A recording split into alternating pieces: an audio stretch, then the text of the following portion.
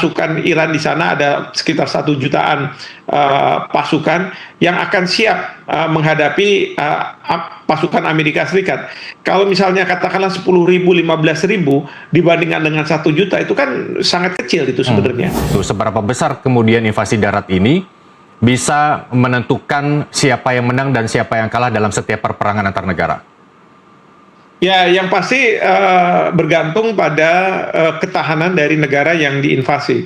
Saya ambil contoh misalnya Vietnam. Vietnam itu Amerika Serikat akhirnya kalah, dia harus keluar ya dari Vietnam. Lalu kemudian Afghanistan juga seperti itu, mereka juga harus keluar begitu. Memang yang menjadi berat dalam serangan ke suatu negara itu adalah serangan darat. Kalau serangan udara bisa mereka mengirim rudal dan drone dan lain sebagainya.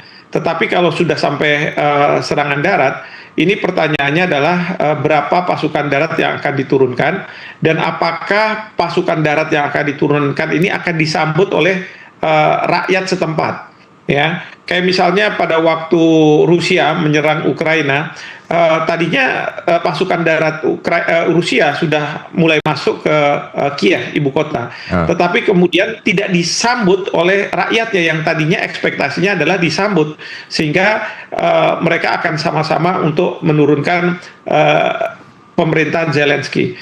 Ini yang terjadi pada waktu Irak, pasukan Amerika Serikat masuk, lalu kemudian disambut, dan kemudian menurunkan Saddam Hussein. Ya, itu pada saat itu berhasil. Nah, terkait dengan Iran ini, seperti saya katakan, bahwa pasukan darat ini tidak diintensikan untuk ke wilayah daratan Iran yang sangat besar, dan saya yakin pasukan Iran di sana ada sekitar 1 jutaan pasukan yang akan siap menghadapi pasukan Amerika Serikat. Kalau misalnya katakanlah 10.000, 15.000 dibandingkan dengan 1 juta, itu kan sangat kecil itu sebenarnya.